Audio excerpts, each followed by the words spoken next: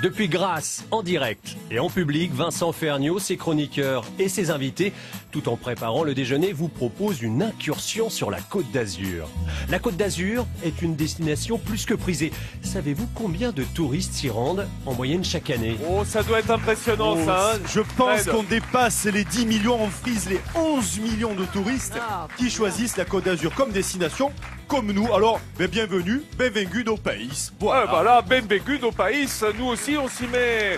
Bien entendu. Bonjour les amis, bienvenue à Midi en France sous un soleil revenu sur Grasse. C'est vrai qu'hier, les conditions climatiques étaient un peu particulières, mais c'est la fin de l'hiver. Ça, on peut pas lutter contre. Et même s'il n'y a pas eu d'hiver, ici, c'est un petit peu installé dans la journée d'hier. Là, on a retrouvé le printemps qui arrive à grands pas avec des invités de qualité autour de cette table. Didier Van Kovlart, l'écrivain que vous connaissez, que vous aimez, et Michel Cotin qui va cuisiner avec moi.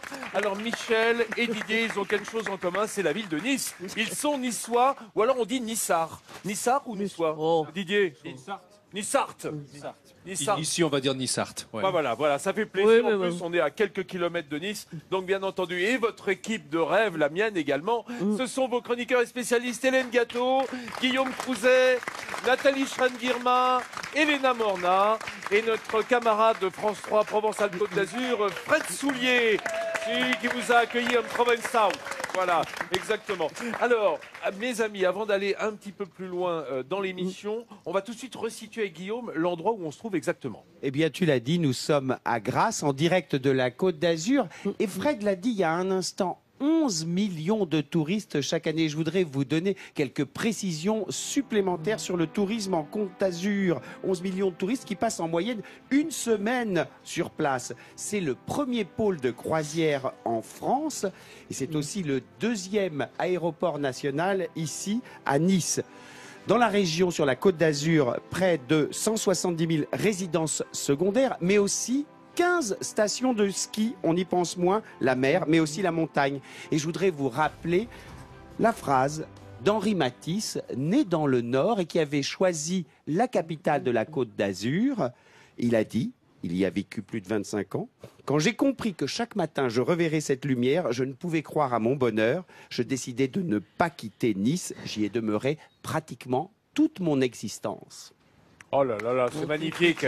Je sens, Guillaume, que tu as décidé d'être au niveau des écrivains que nous recevons aujourd'hui. Tu as essayé d'impressionner Didier Van Kovlart. Art et littérature, ça me semblait normal. C'est normal, c'est un peu la teneur de cette émission aujourd'hui. Alors Didier, niçois évidemment de naissance et donc de cœur, où que l'on voyage dans le monde, on garde Nice au cœur lorsqu'on est niçois. Oui, et puis pas seulement à titre affectif, mais il y a une énergie, je pense, Michel sera d'accord avec moi, que l'on capte quand même quand on a grandi ici, et on peut aller partout après, ensuite, cette énergie répond. Et c'est pourquoi il y a eu tant de peintres, d'écrivains, d'exilés, qui pour des raisons d'exil politique, de conflits, des raisons médicales aussi, de santé, sont venus créer à Nice et dans la région. Et c'est pas uniquement se reposer ou bronzer ou ne pas bronzer à une époque où le soleil était l'ennemi encore plus qu'aujourd'hui. Non, c'était vraiment ce courant tellurique de création dont parlait si bien Nietzsche, par exemple. Merci Didier. Nietzsche parlait bien de la Côte d'Azur, mais vous en parlez encore mieux, les amis. Alors Michel, regarde. Là, tu vois, tu as tes spectateurs. Ils ne sont pas habituels, ceux-là, parce qu'ils sont venus pour ta recette. Ah oui. Alors, Michel Cotin, c'est un petit peu inédit. Elle a décidé, c'est ta nouvelle carrière qui s'ouvre à toi, la télévision culinaire. Oui, je me suis toujours dit que je pouvais me reconvertir dans une salle avec 50 personnes, attends, soupe des populaire. Qu'est-ce que tu me parles de 50 personnes, Michel? Des dizaines de milliers d'internautes ont suivi ta recette de la ratatouille, de la salade niçoise sur YouTube.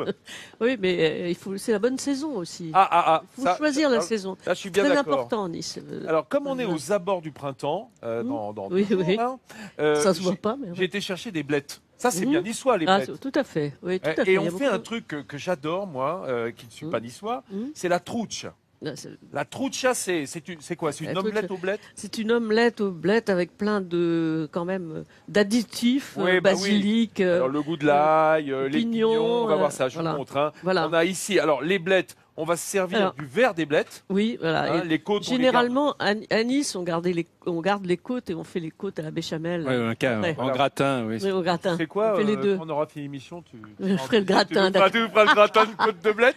Et le verre, on va s'en servir dans cette omelette. On dit le verre, c'est la verdure, hein, que ce soit les pousses d'épinards, les blettes, etc. Ça sert beaucoup dans les recettes niçoises. La tourte aux blettes, par Oui. exemple. Alors ça, c'est compliqué. La tourte de blette, c'est une tourte sucrée. Ouais, C'est une tourte c'est sucrée. un et dessert aux herbes. Et c'est un dessert aux herbes, moi, que j'adore. Mais j'ai remarqué que ça se fait de moins en moins parce que le goût surprend. La blette, ça va avec le salé et le goût surprend. Mais c'est justement ça qui était formidable. Écoutez, hein, les amis, la blette, les blettes, hein, plutôt, parce que quand on dit la blette, on pense au poisson. Les blettes à la niçoise, c'est tout l'objet de cette émission culinaire avec Michel Cotta qui nous fait l'honneur d'avoir délaissé ses internautes pour venir nous donner cette bonne recette. Pendant ce temps-là, Guillaume Crouzet va vous emporter vers une adresse de charme, une adresse encore secrète, enfin des adresses encore secrètes. Et tu sais, quand on commence à chercher sur une ville, eh ben, il y a un bon moyen aujourd'hui pour dénicher les bons plans, c'est Internet. Et c'est comme ça qu'on a découvert Céline, une niçoise qui depuis 4 ans tient un blog sur Nice et ses environs. Vous allez voir, avec curiosité et gourmandise. Contrairement aux apparences, Céline n'est pas une touriste. Si elle prend des photos de la baie des Anges, c'est pour les poster sur son blog dédié aux bonnes adresses de Nice. Je cherchais des bonnes adresses, des bons plans. Et comme je n'ai pas trouvé de blog sur la région, j'ai décidé de créer le mien. Disons que j'avais envie de proposer ma manière, c'est-à-dire la manière d'une niçoise comme toutes les autres. Aujourd'hui, Céline va franchir les portes d'un des emblèmes de la ville, un hôtel mythique de la promenade des Anglais. On est à table 7, les gars. Les mêmes cuissons, chef. Les mêmes cuissons, 2 à point. Aujourd'hui, elle joue les guides gastronomiques en testant les plats de la brasserie de l'hôtel. Une table bien connue des Niçois, car on y déguste des mets savoureux à des prix de bistrot, le tout dans un décor féerique. Depuis son enfance, Céline a un petit faible pour cet endroit, alors la critique sur son blog sera sans aucun doute positive.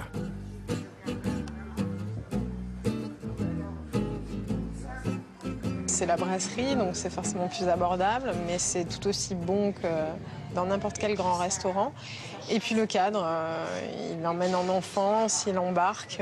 On imagine que le manège va se mettre en route pendant qu'on mange, les chevaux vont s'animer et tout va tourner.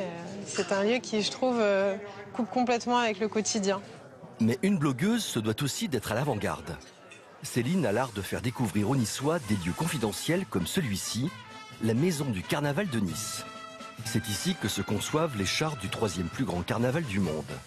À seulement 3 jours du défilé, les équipes de Cédric sont en ébullition pour terminer leur création 2016. Grâce à la persuasion de Céline, Cédric a accepté de dévoiler les coulisses du carnaval entre 2 finitions. Bonjour Cédric. Et bonjour. Ça va? Ça va très bien.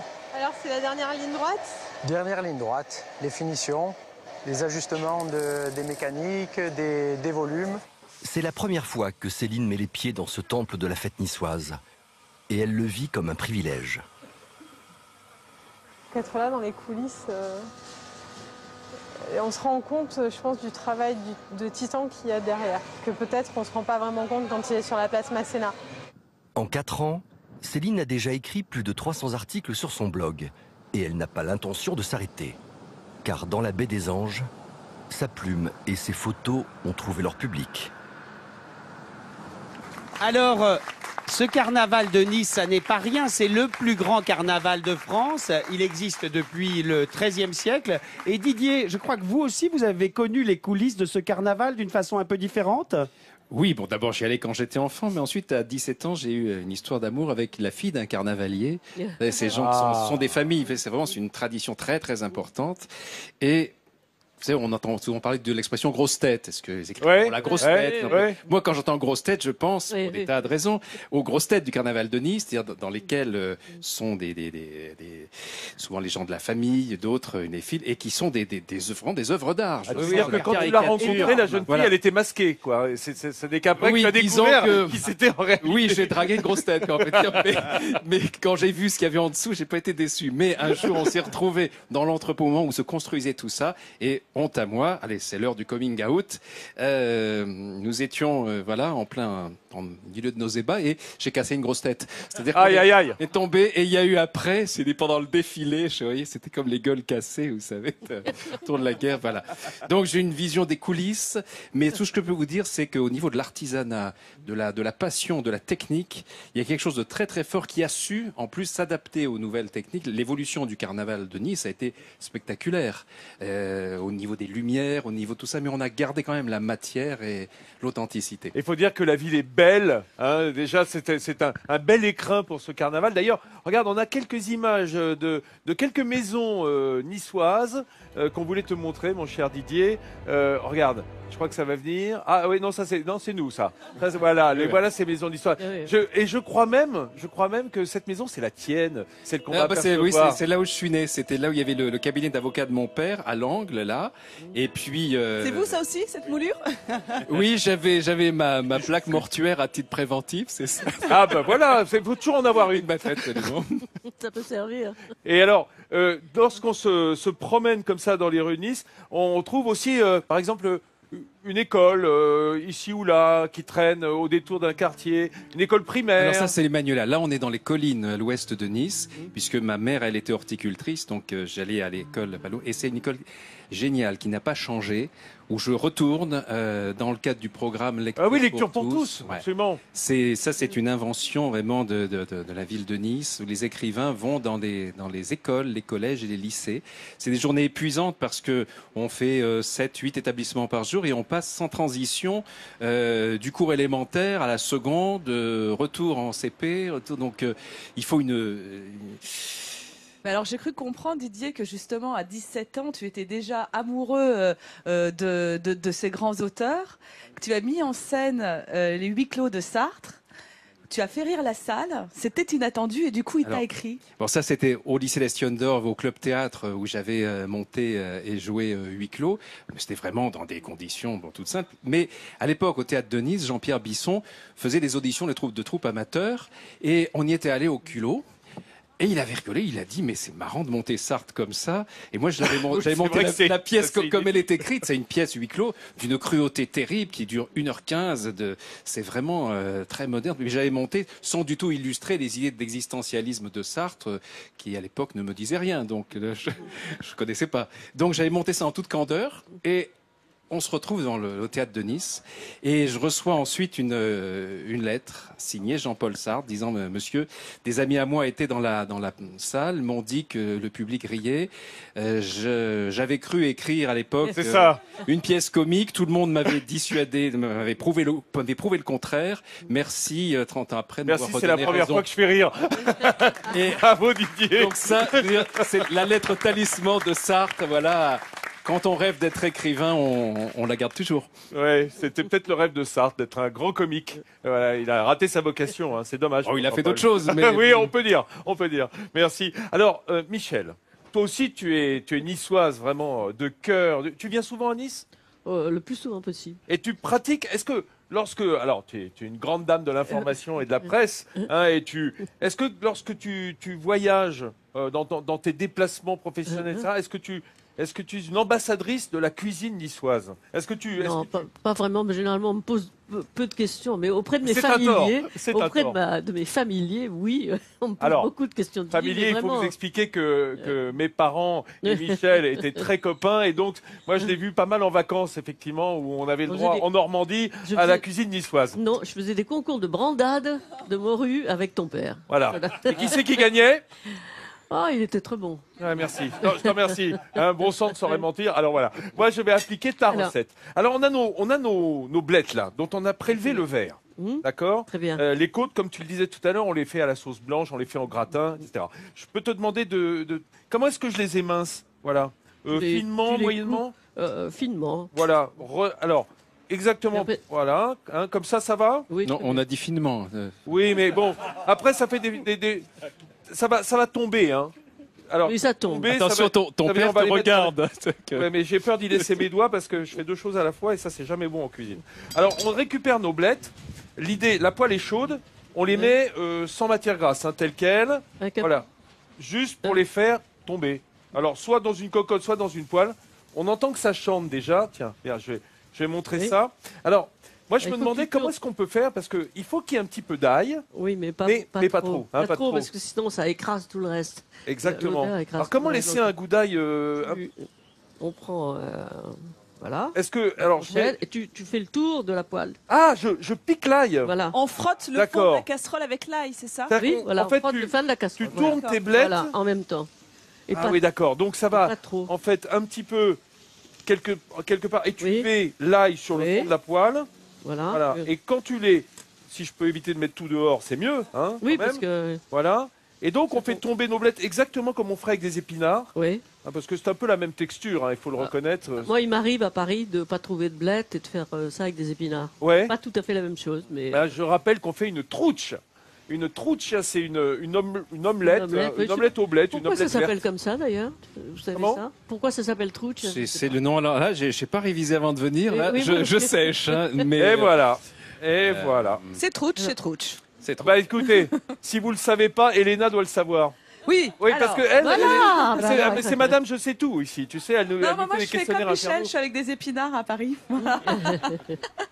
Bien, alors justement, à propos de questions, tout à l'heure Didier et toi aussi Michel, vous parliez tous les deux de cette lumière magique niçoise et dont les peintres sont tombés amoureux. Vous en connaissez des tas, des peintres qui sont tombés amoureux de Nice, qui sont venus y vivre sur la Côte d'Azur, sur la Provence, Matisse, Picasso derrière moi, effectivement. Enfin, beaucoup de peintres. Parmi tous les peintres, il y a un certain Charles Morin. Savez-vous qui se cache derrière ce pseudonyme?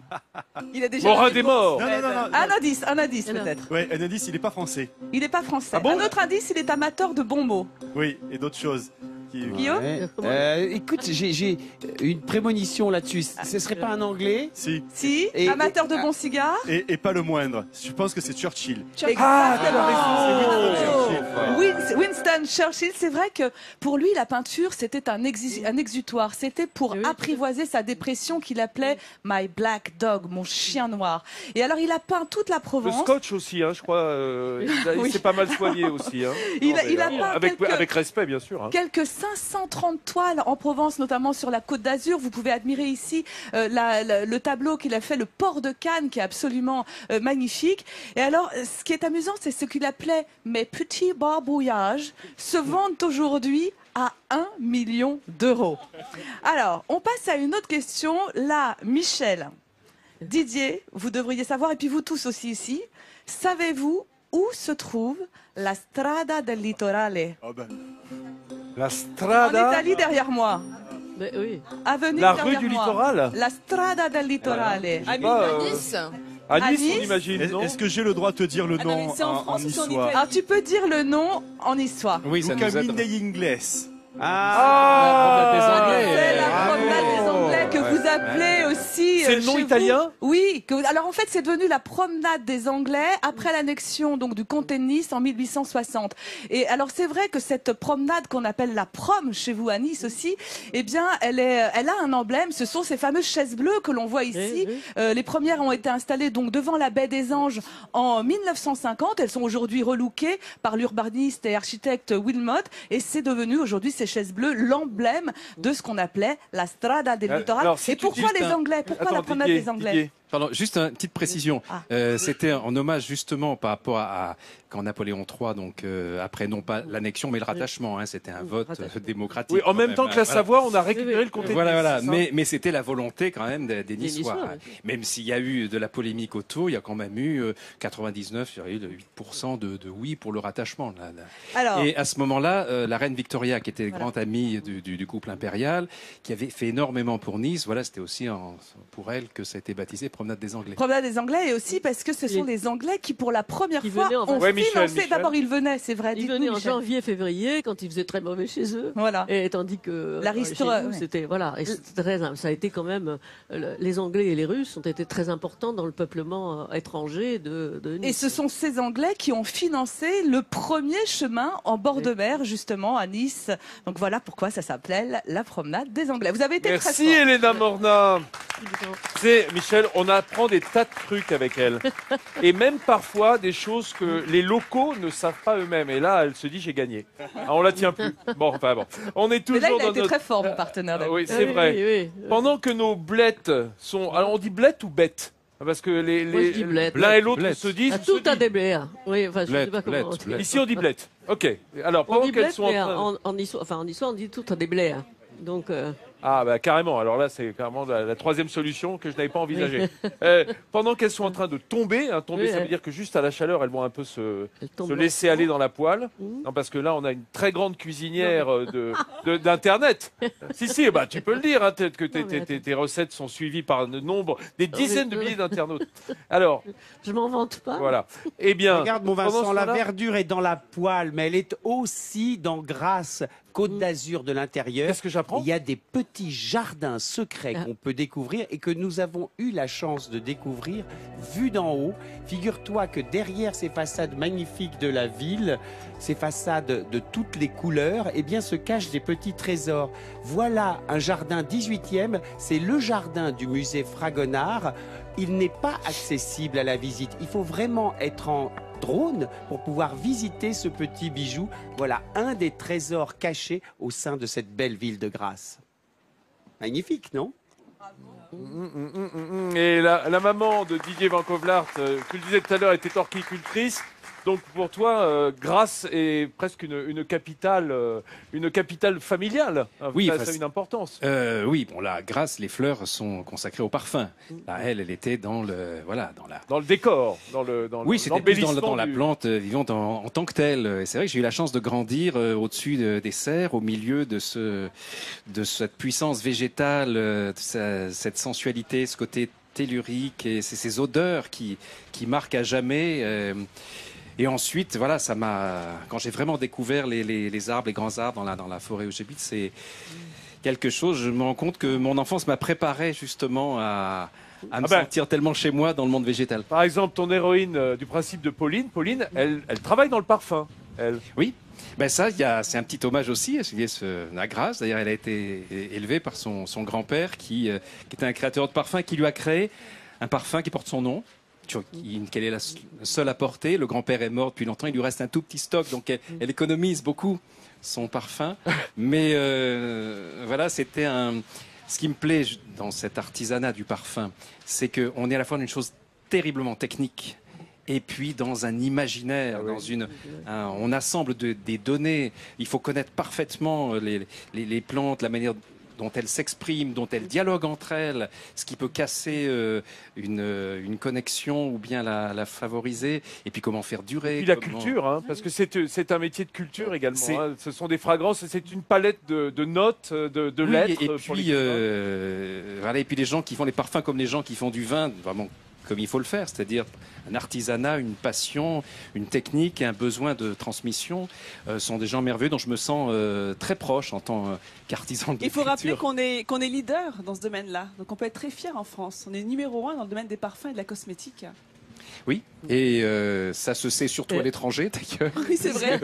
Donc vous avez raison de le souligner un petit C'est peu vrai. parce que. C'est vrai, mais le Made in France a beaucoup de succès à l'étranger. Oui, mais oui. les nez pas. Regarde comment Nathalie Schramm-Girma se place avec son Made in France. T'as vu Non, mais c'est vrai que les nez, les créateurs de parfums s'exportent beaucoup parce que Exactement. il y a quand même, alors là c'est assez mystérieux, mais il y a une concentration dans la région de gens mondiale, de gens qui ont ce nez, qui ont cette qui reconnaissent, qui savent, qui anticipent justement sur les assemblages de fleurs, c'est vrai que la planète se les arrache, mais malheureusement, souvent, ils ne peuvent pas rester en France parce qu'on leur propose des choses là, tellement on plus est sur intéressantes ailleurs. on est sur les parfums de la cuisine, là, avec Michel. Dis donc, Le parfum des blettes. Voilà, oui, très peu aillé parce qu'on l'a juste on enlève mis au bout d'une fourchette, juste pour avoir une petite fragrance aillée. Ça soutient, hein, c'est un exhausteur de goût, donc ça soutient. T'as vu que j'ai fait griller les pignons? Oui. Allez, pourquoi? Parce qu'on va les introduire dans cette omelette. On a nos œufs qui sont là. On a un petit peu de basilic également. Ça va permettre là aussi de parfumer. Et puis alors, tout va être dans la façon de retourner l'omelette, de virer l'omelette. Voilà, c'est le plus difficile et moi je me suis gravement brûlée en faisant cette opération, parce qu'il faut, à un moment donné, on va voir. Et donc, j'ai reçu Ouais. l'huile. Ah Voilà. ouais. L'huile Ah bah chaude, oui. c'est pas recommandé. Forcément, parce que évidemment, ça se fait à l'huile d'olive, Et bien entendu. Et l'huile pas que d'olive ce soit chaude, au beurre, quand même. ça marchait très bien sur les assaillants des châteaux forts.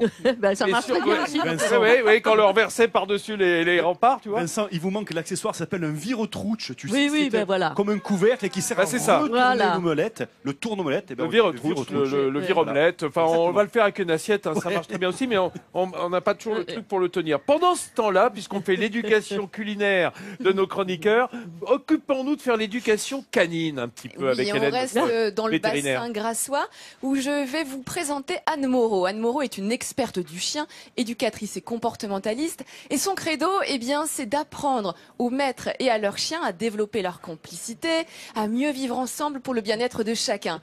Elle dit même qu'elle a une hypersensibilité avec les chiens dits difficiles. Alors on l'a suivie entre Grasse et Moinsartou lors d'un cours collectif. Vous allez apprendre beaucoup de choses, autant que les propriétaires de chiens qui ont participé. Vous travaillez beaucoup le hâtant pour pas qu'ils aillent trop loin. Ce matin, ce n'est pas une balade comme les autres pour ces maîtres et leurs chiens. Heidi, doucement. Tous tentent de remédier à un problème, l'éducation de leur animal préféré. Attention aux laisses avec Eros et Jenna. C'est pour cela qu'ils font appel au service d'Anne. Éducateur canin et comportementaliste, ces cours sont autant destinés aux chiens qu'à leurs maîtres. On libère au nez. Si je dois le définir, c'est plus être un interprète entre l'humain et le chien. C'est-à-dire qu'il faut vraiment user de psychologie humaine pour pouvoir bien expliquer, faire attention à tous les paramètres. Grâce à Anne, les maîtres apprennent donc à vivre en bonne intelligence avec leurs chiens. Et cela passe par des exercices très simples, comme leur apprendre à se mettre assis. Suzy aime bien montrer son petit caractère à Karine, sa maîtresse. Mais globalement, c'est une bonne élève. Pour elle, ce cours est surtout un moment de plaisir. J'ai commencé quand elle était toute petite parce que c'était vraiment pour créer de la complicité avec mon chien, passer des moments rien qu'avec elle et vraiment avoir une activité dans la nature. Mais pour Mireille et Jenna, sa chienne, c'est beaucoup plus difficile. Aujourd'hui âgé de 2 ans, ce jeune border collie posait déjà de sérieux problèmes de comportement quand il était bébé. Elle a tendance à attaquer les autres chiens et puis les gens qu'elle connaît pas. C'est pas qu'elle les attaque, mais en fait elle n'est pas très amicale avec les gens qu'elle connaît pas. Agressivité, aboiement intempestif, incapacité à rester tranquille. Peut-être vivez-vous la même situation avec votre chien. Alors pour remédier à cela, Anne applique des méthodes simples et efficaces. Je vais faire un petit exercice. Vous les mettez assis à vos pieds. Je vais taper une laisse au sol et il faudra que vos chiens ne bougent pas. Ça, c'est un exercice, si vos chiens bougent, que vous pouvez faire à la maison. Moi, j'en ai qui sont extrêmement peureux et qui, au final, maintenant, en tout cas, face à ce genre de situation, le chien réagit plus. But de l'exercice, leur apprendre à ne pas se montrer craintif ou agressif au moindre bruit. Pour Jenna, l'exercice s'avère plus compliqué. La chienne prend d'abord peur, mais en quelques secondes seulement, elle se calme et réussit l'exercice. Autre exemple avec l'un des jeux préférés des chiens, le lancer de balles. Un seul chien est invité à jouer. Les autres doivent rester calmes. L'objectif, c'est qu'on n'est pas à l'abri un jour de rencontrer un papa qui joue avec son gamin en pleine forêt et que le chien, c'est la baballe, on y va, c'est super sympa. Et ça sera très très malvenu si le chien perce le ballon du petit gamin. Et pareil, on n'est pas à l'abri d'avoir un chien très possessif.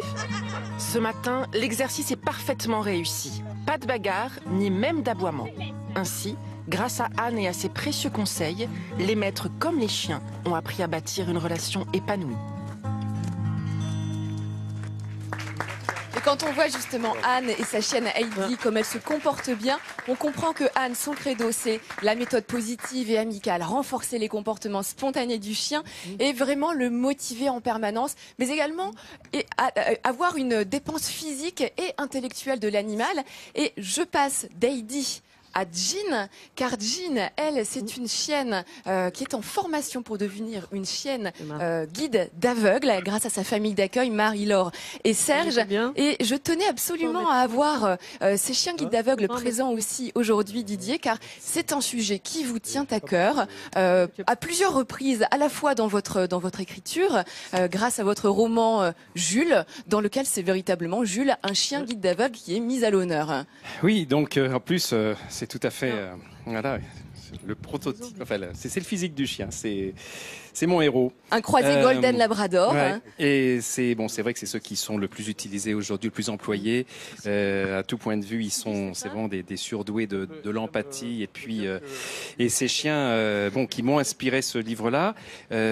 Aussi, ça fait longtemps que au club de Lions Club de Beaulieu-Villefranche où je faisais du théâtre quand j'étais môme avec mon père qui finançait chaque année des chiens d'aveugles. C'est de là qu'est née cette passion et je continue aujourd'hui à soutenir beaucoup les chiens d'aveugles.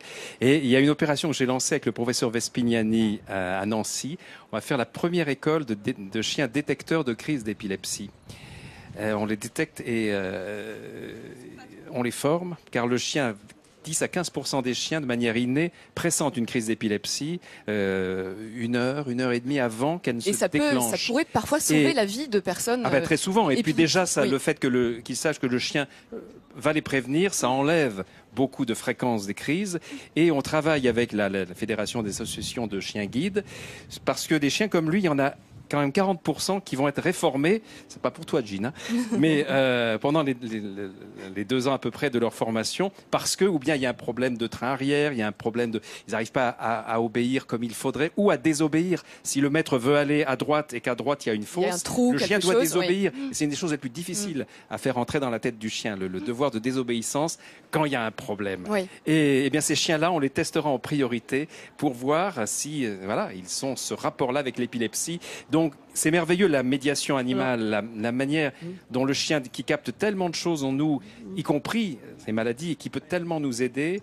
Je suis ravi que vous fassiez ce sujet et que vous mettiez en avant aussi les comportementalistes, parce que dans Jules, j'ai vraiment un personnage de comportementaliste qui m'a beaucoup appris en comportement canin. Et puis, oui, c'est un romancier, il apprend des choses en inventant aussi. Oui. Après, il vérifie. Et notamment, la conception de son métier, c'est vraiment une sorte de thérapie de couple. Quand il y a des problèmes entre le maître et le chien, c'est très souvent le maître qui a des problèmes. Et voilà. Oui. Je sais que vous travaillez sur le chien, mais en même temps, vous êtes obligé de travailler sur le maître pour. Et Didier, vous êtes aussi parrain d'une opération. C'est une rose pour un chien guide. Dans toutes les galeries, dans beaucoup de galeries commerciales de Nice, le 24 avril, vous aurez l'occasion, nos téléspectateurs, d'acheter une rose pour pouvoir justement, participer au financement de ces chiens guides d'aveugles qui valent jusqu'à 22 000 € quand même. Oui. Donc, et même très plus important, si on prend en compte les 40% de chiens justement qui sont réformés.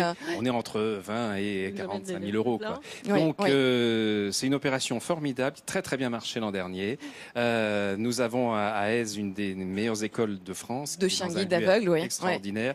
Et voilà, je suis très fier de soutenir cette opération. Bien, écoutez, là, on a vraiment tous les participants. Une comportementaliste, bravo Anne.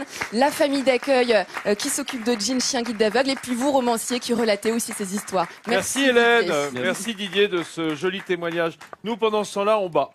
Enfin, c'est Michel qui bat les œufs. Michel Cotta, Le Monde selon Mitterrand. C'est ton dernier ouvrage. Alors, ça n'a vraiment rien à voir. Non mais, tu sais, j'étais en train de me dire s'il te voyait d'ici parce que, voilà, il avait cette aura de personnage un peu hiératique, un peu distant, mais en fait, c'était quelqu'un qui aimait bien la cuisine. Pas la cuisine niçoise, franchement. Non, c'était pas pour lui. Ça, l'ail, c'était pas son truc. Oui, hein. non, il aimait plutôt les huîtres, il était plutôt la cuisine bretonne. Charentais, landais. Les saucisses avec les huîtres, tout ça. C'est ça, voilà, toute la côte atlantique. Alors du coup, t'arrivais pas à lui... J'ai pas essayé. T'as bien fait, tu veux que je te dise. T'as bien fait, c'était pas la peine. Alors, ça y est, les œufs sont battus. Oui. Alors, on a notre huile qui est chaude, ma Michel. Oui. Regarde, on va y mettre nos blettes qui sont tombées, hein, comme on dit, c'est-à-dire qu'elles ont commencé de cuire. Et alors, on va y rajouter... moi j'adore ça, je sais pas si c'est vraiment, ça signe la cuisine nissarde, mais regarde, on a des pignons grillés. Oui, alors ça c'est simple, hein, on fait à la poêle à sec. Hein. Oui, tout à fait. Hein, tout à fait. Non, on n'est pas obligé d'en mettre autant, hein, quand même. Non, on va pas en mettre autant. On va juste en mettre un petit peu, comme ça, voilà. Tu me dis, est-ce que j'en ai mis assez? Ça va là? Oui, oui. Voilà. On va rajouter Le dans tes basilic. œufs, si ça t'ennuie pas, du parmesan. Tu continues de battre Bien parce sûr, que je vas-y. trouvais que tu avais vraiment le geste. C'était top. Ah non, mais vous vous rendez compte le luxe d'avoir Michel Cotta comme chef de cuisine aujourd'hui? comme batteuse. C'est mon rêve. Ouais. T'as rêvé d'être moissonneuse et en fait t'es batteuse. Voilà. Hop là. C'est beaucoup là. Voilà, arrête. Voilà, c'est bon Léna, assez? Oui, oui, ça va. Parce que tu me disais on va pas saler parce qu'il y a suffisamment de parmesan, hein, bien entendu. Il y a suffisamment de parmesan pour que ça sale le tout. Et quel est l'intérêt de mettre du parmesan? C'est pour que ça caramélise un petit peu à la cuisson? On ou peut c'est pas juste pour dire- le goût? Tu peux pas dire que ça Oui. caramélise, Non, mais ça va donner ce côté. D'abord parce qu'on aime le parmesan. Et puis ça sale sans sel. Ça sale et puis ça apporte. C'est juste pour remplacer le sel. Bah non, ça, mais ça non, il y a apporte le quand même, goût, l'arôme. parmesan, Oh, oui. Vincent, faut que tu surveilles tout de même Michel, parce que je vois en face d'elle une bouteille d'huile d'olive, et moi sur internet j'ai vu sa recette de la ratatouille, elle met un demi-litre d'huile d'olive dans sa ratatouille. Donc Oui, après, attention, je les enlève, attention. Après, je les enlève. oui. Et Michel, t'as mis un demi-litre d'huile C'est d'olive. bon, dans elle la- est bonne l'huile d'olive ici. Et justement, est-ce que c'est une huile d'olive du bas pays, proche de Nice, ou en montant un peu plus haut dans les vallées que vous choisissez? Je vais vous dire, moi j'adore, mais je sais pas, j'ai pas le droit de faire la publicité pour quelqu'un d'huile. Pour non Alésia On peut dire le village. Non, pour Algérie. Ah oui. Pour Algérie, oui, non, Ouais, je- ouais, moi, ouais, je ouais. vais- Ah bah voilà, sans faire de la pub, Voilà, oui, mais de alors- l'huile vraiment niçoise, de cailletier, Voilà. quoi, de Alors, cette je olive sais, de que Nice. je sais que dans les hauteurs, elle est plutôt plus fruitée et j'aime bien aussi, mais voilà. Et tu as mis autant de jaune que de blanc. Tu sépares jamais un petit peu parce que moi, par exemple, quand j'en fais, je mets pas tous les blancs d'œufs. Oui. Pour Ouais, 6 ouais, œufs, j'en mets que 4 par Tu exemple. sais quoi? Ta recette nous impressionne beaucoup moins, tu vois, ma chère Elena. Mais C'est c'est pas une niçoise, question, alors. c'est une question. Voilà, on a versé les œufs au parmesan. Dis donc, pendant ce temps-là, je te signale qu'on a eu en régie un coup de fil d'un internaute et d'un téléspectateur, Michel Denisot, de Châteauroux, qui dit son papa, Michel, était président de l'OGC Nice. Tu savais pas ça? Absolument. Donc tu te tapais tous les matchs Il de n'a pas football été quand maire de t'étais Nice. gamine? Il a été Minime. maire de Nice aussi, Oui, votre oui. papa. Oui, mais je commençais par les minimes, puis les cadets, les juniors et les seniors. Ah ouais, ah bah, J'ai tout fait pendant des années. tout le grade, tous les grades. Puisqu'on est parlant dans la famille de Michel, bah, je vous voudrais quand êtes- même dire que... Nos pères étaient amis. Ouais, c'était un ami de mon père. Et puis, surtout, ton oncle m'a inspiré un personnage, oui. de mon premier roman, 20 ans et des poussières. Oui. J'ai connu Charles Cotta, qui avait été metteur en scène, revue, tout ça. Et chanteur, baryton. Et chanteur, au moment où la revue des avocats dont s'occupait mon père et Pierre Joselet était un peu en panne de metteur en scène et il a surgi de sa retraite et ça a été un choc de voir ce vieux monsieur qui arrive et tout à coup crée une énergie neuve et j'ai transposé ça dans un lycée et ça donnait mon roman 20 ans et des poussières au Club Théâtre. Voilà Donc, comment ils sont reliés. Merci à Charles là où il est. Voilà, la relation entre la famille Bancovlart et Cotta. Et là, on va changer tout à fait de sujet. Tout à l'heure, tu Cher Nathalie. nous as rappelé que c'est bientôt le printemps. Donc peut-être que certains d'entre vous auront envie de rénover leur intérieur, donner un peu de relief à leur appartement, rajoutons un plafonnier, une corniche Excuse-moi, décorative. Nathalie, on est sur la Côte d'Azur. Généralement, quand on pense printemps-été, les gens disent plutôt on va s'acheter un maillot de bain.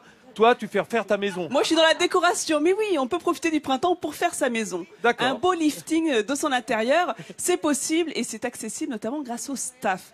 Qu'est-ce que le staff? Le staff, ça vient de l'allemand, staffieren. Ça veut dire Ah oui. orner. Ah, alors là. C'est une technique de décoration à base de plâtre, de fibres végétales et d'eau pour fabriquer une pâte que l'on va mouler pour réaliser nos décors. Et l'on obtient ainsi des décors d'une finesse incroyable. C'est un matériau qui a été breveté en 1856, mais qui a été vraiment mis à la mode après la Révolution française, quand il a fallu restaurer les appartements qui avaient été détruits pour éviter d'utiliser le stuc ou le plâtre, qui étaient des matériaux beaucoup plus chers. Et justement, pourquoi je vous en parle ici? Parce qu'à la Colle-sur-Loup, dans l'arrière-pays niçois, se trouve l'une des plus anciennes stafferies de France, avec à sa tête Axel Maruenda, la 3e génération. Et Axel, il est passionné par toutes ces techniques de fabrication naturelle avec ses équipes. Il vous propose même des décors prêts à poser. C'est vraiment magnifique. Et alors là, j'avais envie de vous faire rêver désormais, parce que Michel, ça, vous allez adorer. Une maison florentine style Renaissance, dans les hauteurs de Grasse. Regardez ces images. C'est le château d'Iter. Et là encore, Axel et ses équipes ont œuvré sur cette belle maison. Ils ont pas travaillé sur les jardins, hein, ces beaux jardins délimités par les arbres et ces beaux jardins en terrasse. Non, ils sont intéressés aux décorations intérieures qui sont très soignées, très recherchées. Ils ont fait un gros travail de stafferie. Donc, ils sont d'abord occupés des croisées d'ogives et sur ces moulures de chapiteaux, de colonnes intérieures et extérieures. Et vous allez voir ces plafonds à caissons ouvragés en staff, Michel. Ils sont très beaux. Là aussi, c'est tout un travail de staff. Les encadrements des décors au plafond, là aussi, ont été rénovés en staff. C'est ça l'avantage, c'est qu'on peut vraiment on peut vraiment se faire plaisir dans les détails. Ils ont également travaillé sur le devant de la maison avec ce péristyle, cette galerie de colonnes qui fait le tour du château, ces feuilles d'acanthe qui rappellent le style corinthien. Et je sais que vous aimez particulièrement ces propriétés de style Renaissance. Vous avez d'ailleurs des origines italiennes.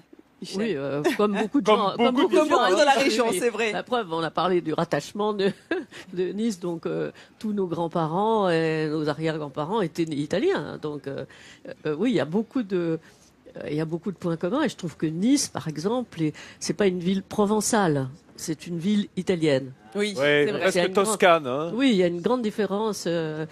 Mais enfin, on retrouve. C'est pour ça que l'arrière-pays est aussi quelque chose d'autre. D'ailleurs, quand on se balade dans l'arrière-pays, je crois qu'il y a un village que tu aimes beaucoup, c'est Sospel. J'aime beaucoup dont Sospel, on peut voir quelques images. Parce que pour ceux qui ne connaissent pas, c'est vraiment le contrefort des Alpes. Là, hein. On est déjà dans la montagne. Et puis, on est déjà tout à fait dans la montagne. Et puis, à côté de Sospel, il y a Lucéram, qui est un village dans lequel un peintre célèbre qui s'appelle Bréa a beaucoup peint de retables. Et ça rejoint quand même l'idée que l'art était présent. L'art était présent et très important dans le Nice, alors que c'est pas partout pareil. Justement, on voit que dans les villes non italiennes, sur la côte, il y a beaucoup moins de recherche artistique. Non, puis c'est un moyen de faire comprendre à ceux qui nous regardent que la Côte d'Azur, ce n'est pas que la côte, ce n'est pas que le littoral. C'est l'arrière. Justement, tout cet arrière-pays extraordinaire de richesse. Puis il y a Saorge aussi, qui est un village absolument formidable, avec une espèce d'aplomb de maisons sur la montagne. C'est vraiment... Je veux dire, c'est vraiment très beau et il faut se dire qu'il faut sortir. Il faut sortir. Il faut admirer. Ne serait-ce que pour voir les mimosas en janvier, parce qu'on les voit rarement ailleurs. Donc, il faut sortir de Nice. Et pour conclure sur la stafferie, c'est une technique qui a de beaux jours devant elle, parce que la Franche est riche en gypse, qui permet donc de fabriquer le plâtre. On est riche de staffeurs. Oui, on est les rois du gypse. Nathalie, il y avait beaucoup de staffeurs qui travaillaient dans les studios de cinéma de la Victorine à Nice et ils créaient les décors pendant des années. On les oublie parce que c'était des artisans, mais c'était le même métier et ils ont, on peut dire, exporté ce savoir-faire dans le monde entier grâce aux studios de la Victorine qui ont un petit peu disparu, mais c'était aussi un des Merci pour les staffeurs. Fred, merci beaucoup. Tu as raison, toi aussi tu l'aimes ta région. Attends, bien sûr, notre camarade de France 3 PACA. Alors, regardez, la recette de Michel Cotta, se déroule pour l'instant pas trop. Ça a une bonne tête? Ça ressemble à ce que ça doit être? Il y a un peu, pas assez de bled pour moi. Voilà. Et voilà. Mais ça fait rien. Non, mais c'était très bon. C'est très bon. J'en avais, mais j'ai. Non, mais attends, on aurait pu, il y en avait plein. J'ai hésité à couper, je me suis dit, est-ce qu'on va en avoir trop? Voilà, non, t'as mis trop d'œufs, Vincent. J'ai mis trop d'œufs par rapport au bled, c'est ça? Faut que ça soit trop plus de blanc vert. Ou pas assez de pignons qui auraient caché l'absence de bled. Ah, merci Didier Van Kovlart, vraiment. Les proportions, tiens, d'ailleurs, tu sais quoi? On va en remettre une dose. Voilà. Parce que moi, j'aime bien les pignons. J'aime bien le pignon, pour ceux qui n'auraient pas compris. Tu m'as haché du basilic, Michel. Voilà, on va le mettre dessus. Voilà. Parce que l'idée, c'est quand même que le basilic, ça c'est... Alors, il faut la virer, cette omelette. On remettra un coup de basilic dedans. Il faut laisser Michel. C'est là que... Alors, je vais te demander de me tenir la caméra plutôt. Voilà. Voilà. Attention. Alors, on a là. Bon, les amis, tu fais un le métier dangereux, vire-omelette. Vincent. Alors, je n'ai pas de vire-omelette, mais j'ai une belle assiette. Oui, c'est ça, c'est ce qu'il faut Alors faire. moi, toute la question, c'est est-ce qu'on retourne d'abord et qu'on fait glisser ensuite, ou est-ce qu'on fait glisser d'abord et on retourne ensuite? Moi, je trouve que c'est plus facile de retourner d'abord et de faire glisser. OK? Derrière nous, ils sont tous d'accord avec toi. Hein. Allons-y. C'est parti, mon kiki. Hop! Oh! Oh! Une catastrophe. Ça sera une moitié d'omelette. C'est réussi à 60%. Moi.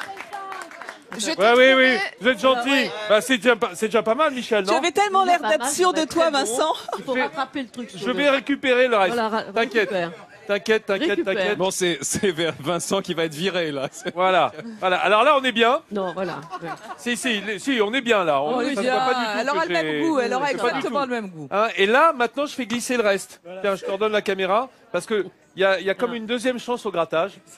J'ai pas encore complètement foiré l'omelette, mais ça peut venir. Et après, tu vas recoller au milieu, tu vas faire un petit joint. Voilà. Bravo. Parce que, Bravo. telle la maman Il l'a niçoise... fait exprès. Il l'a fait exprès pour nous montrer que ça Pour pouvait montrer être que c'est recollé. faisable. Non, puis quand même, il faut que tu gardes quand même une certaine expertise sur l'omelette. Si je l'avais réussi du premier coup, ce serait dommage. Oui, alors je crois qu'on va revoir ces images magnifiques. Et oui, c'est parti en vrille. Oui, qu'est-ce que vous voulez. Merci. Je remercie la réalisation Laurent Dôme, notre réalisateur, qui appuie bien là où ça fait mal. Bon. Non mais regarde, ça va. Un puzzle de Trouche, c'est une nouveauté, le puzzle de Trouche. Hein. Non, mais ça va faire Bon, bah, ça va, Pierre. Guillaume. Écoute, moi j'ai envie de parler littérature, d'un château l'autre, comme disait Céline. On passe de château de. Allez, vas-y. Absolument. Moi, je voudrais vous emmener un tout petit peu à côté de Cannes, à Mandelieu-la-Napoule, où il y a un château absolument extraordinaire. Extraordinaire à 2 titres. D'abord parce que les châteaux, généralement en bord de mer, eh bien, ils sont sur les hauteurs. Et ce château, lui, il n'est pas du tout sur les hauteurs. Il est à la plage presque. C'est le château de la Napoule. Et ce château absolument extraordinaire, il existe depuis le XIVe siècle. Il a été pillé, saccagé pendant la Révolution. Au XVIIIe, à la fin du XVIIIe, c'est un parfumeur grassois, figurez-vous, qui l'a racheté. Et ensuite, en 1918, un couple d'Américains artistes et riches l'ont restauré et presque réinventé. Je vous propose d'aller découvrir tout de suite. Avec ses pierres rouges et ses tours, le château de la Napoule surgit de la mer. Détruite et reconstruite à plusieurs reprises, cette forteresse a une histoire mouvementée. Alors l'histoire du château de la Napoule, elle remonte à très longtemps, puisque le premier édifice qui a été bâti ici, c'était une forteresse médiévale qui avait a priori 4 tours et des gros murs, donc qui était typiquement un lieu défensif, qui a été construit par les comtes de Villeneuve. Et ce château, il a été debout pendant plusieurs siècles. Et ensuite, il a subi des dommages, la Révolution française, et il a été laissé en ruine avec le parc, le mur d'enceinte à moitié effondré. Et il y a seulement 2 tours qu'on peut voir encore aujourd'hui qui sont restées debout.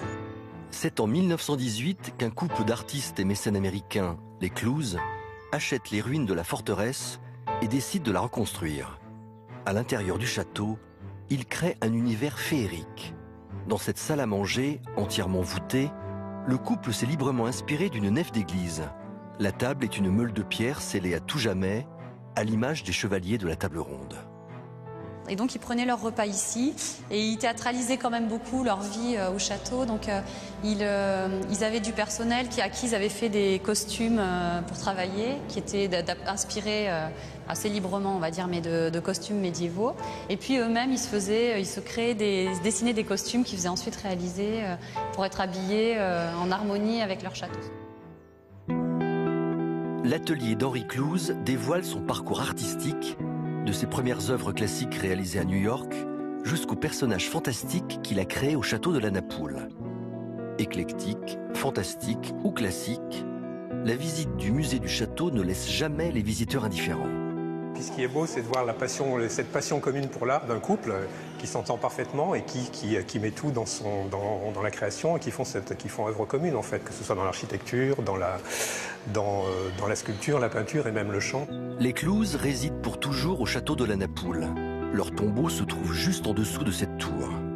Par peur d'être séparés par la mort, ils ont même construit une pièce inaccessible au sommet afin que leurs esprits libres puissent se retrouver un jour.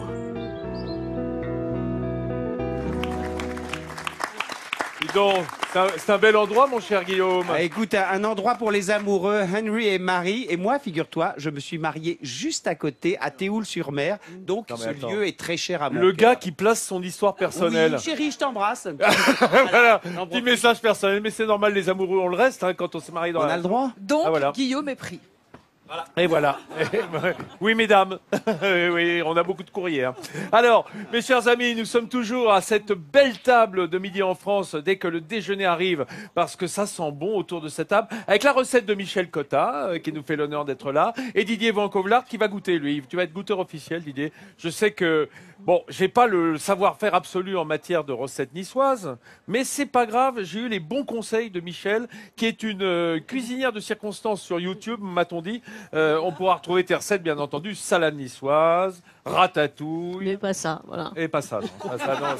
Non, t'as raison de le signaler au passage. Alors, sur la table, regardez, avant de goûter cette trouche, On peut regarder comment on l'a faite quand même? Ah, Tu veux? Parce qu'on a fait un petit clip. Oui, très bien. Super brillant. Ils ont dû. Voilà. On a démarré, bien sûr, en découpant notre Finement. verre de blettes. Très finement. Pas- oui, un peu large. C'est vrai que j'aurais pu être faire un peu plus finement. C'est vrai. Là, j'avais déjà pris une option sur la recette. Ensuite, on va les faire tomber à la poêle à sec avec une gousse d'ail. Ça, c'est ton truc, Michel. Piqué au bout d'une fourchette. Pour donner un petit arôme maillé, mais sans que ça emporte la bouche, bien entendu. Et puis, on va simplement battre nos œufs. Là aussi, tu l'as fait parfaitement bien. Et mettre nos pignons que l'on a grillés à la poêle à sec dans nos verres de blettes. Et puis, on verse nos œufs simplement sur les blettes. Et tu oublies le parmesan. dans les œufs. Et le parmesan qu'on a rajouté aux œufs. Merci, Nathalie. C'est pour ça qu'on n'a pas salé. On l'a pas salé bien parce qu'il y a connu. suffisamment de sel dans le parmesan. Ça dépend de la dose de parmesan, bien entendu. Un petit peu de basilic au dernier moment, parce que le basilic, si on le cuit, il perd tout son arôme. C'est très volatile, le basilic. Et là, on a notre trouche qui n'a pas de gueule, mais parfaitement bien démoulé. Tu peux passer, parce que j'ai découpé des petits morceaux. Tu peux servir pendant ce temps-là. Je vais vous raconter un peu ce qu'on a sur la table, mes chers amis. Nous sommes à Grasse, donc patrie du parfum. Et en l'honneur de la maman de Didier Van Kovlart, qui était horticultrice, on a apporté des fleurs comestibles qu'on peut goûter. Alors, par exemple, moi, il y a quelque chose que j'adore, c'est la bourrache. La bourrache, c'est cette fleur bleue qui est là. Tout se mange là, Vincent, ce qu'il y a Alors, sur la table. la bourrache, c'est vraiment un arôme un peu iodé, un petit peu maritime. C'est très étonnant. T'as déjà goûté de la bourrache? Vas-y, te gêne pas. Ça, c'est assez marrant parce qu'il y a ce côté un peu salin, iodé, que l'on met sur des plats de poisson. Ça. Merci, c'est gentil, Didier, de ne pas m'oublier dans la distribution. L'idée du pignon, non, mais l'idée du pignon dans la trouche, c'est super. Je vais servir de mon côté. Pignon, ouais, vas-y. Le parmesan est merveilleux Vas-y, aussi, bien fondu. Merci. C'est un délice. Ça, c'est absolument divin. Capucine. La fleur de capucine. Alors ça, je ne sais pas. Moi, j'ai tendance à m'en servir dans les salades. Où est-ce que tu t'en servirais, toi, Michel? Oui, dans les salades. Oh, ça se mange à Nice, les fleurs, on le fait volontiers? Franchement, c'est nouveau. Non, faut dire. Non, voilà, c'est pas. Non. Généralement, il y a un grand marché. La aux mode fleurs. est venue d'ailleurs, quand Oui, même. voilà. Parce qu'il y a un grand marché On fait aux autre chose fleurs, avec mais les voilà. fleurs, oui. Oui, c'est vrai qu'il y a le marché aux fleurs sur le cours Saléa, mais on a. Alors la capucine, c'est génial parce que c'est une fleur qui. Tu as déjà goûté, Didier? C'est un peu poivré. Alors c'est très bon, exactement, c'est un petit peu poivré. Ouais, mais la trucha est très bien. Moi, j'adore la capucine. Il y a un côté à la fois poivré, très fruité. Un peu sucré presque aussi. Oui, mais enfin, ça tient mal sur la trouche. Ah voilà. Un peu fade. C'est pas fait pour la trouche. Alors, non. La maman de Didier était spécialiste en tant qu'horticultrice de l'azalée. Je crois que ça se mange pas, ça, non? Non, mais c'est toujours une cuisinière formidable. Donc, mais sa trucha les est mamans, c'est bien des aussi, très bonnes mais- cuisinières. Alors j'ai vu que très bien. Nathalie Strangama, elle est partie faire goûter des fleurs dans le public. ça Écoute, se bat on vient pas de au me poser une portillon. question justement, on me demandait si on pouvait les mettre dans des plats chauds ou bien c'est juste pour agrémenter les plats. Poisson, Pareil. c'est pas mal. Alors sur du poisson, c'est bien. Certaines fleurs, comme par exemple le souci, tient la chaleur. L'œillet du poète aussi, des fleurs qui sont un peu résistantes. Mais la capucine, par exemple, la pensée, tout ça, non, il vaut mieux la manger en crudité. Eh bien, tu fais plaisir à un C'est étonnant, randonneur qui est la justement à sauge côté de ananas. moi. La sauge ananas, on a vraiment le goût de l'ananas sucré, incroyable. un petit peu Voilà, acidulé. là, on a la Incroyable. sauge d'ananas ici. Et même dans des desserts, hein. Celle-ci. les Non, amis. j'ai pas goûté. On a évidemment nos fleurs de c'est la- courgettes et je peux dire que fleur, Michel la- Cotta, qui nous a fait l'amitié les d'être là aujourd'hui, a je mis les une option remporterai. dessus. Ah oui, a mis une option sur les fleurs de courgettes qui est quand même la plus belle fleur comestible des marchés niçois et autour en Côte d'Azur. Merci Et à les Didier. beignets de fleurs de courge, ça c'est quand même Là, on tutoie le sublime. le titre de gloire de Nice. Bon, mon cher Didier, je te remercie vraiment de ton soutien indéfectible pour Voilà. ma cuisine. Ma Hein solidarité. Oui, ma Non, solidarité. mais c'est Moi, vraiment très bon. moi qui ne suis pas niçois. Michel, merci. Les amis, on est ici à Grasse sur le cours Honoré Crêpe et on est bien parce qu'il y a un petit rayon de soleil. Bien entendu, on se retrouvera demain à la même heure à partir de 10h50. Si vous êtes dans la région, venez nous rejoindre, venez assister bien entendu. Et ici, on se régale de fleurs. C'est normal, on est à Grasse, capitale des fleurs, de la parfumerie. Allez, à demain. N'oubliez pas le journal régional et puis le national tout de suite après dans quelques minutes. Et je vous embrasse, à demain.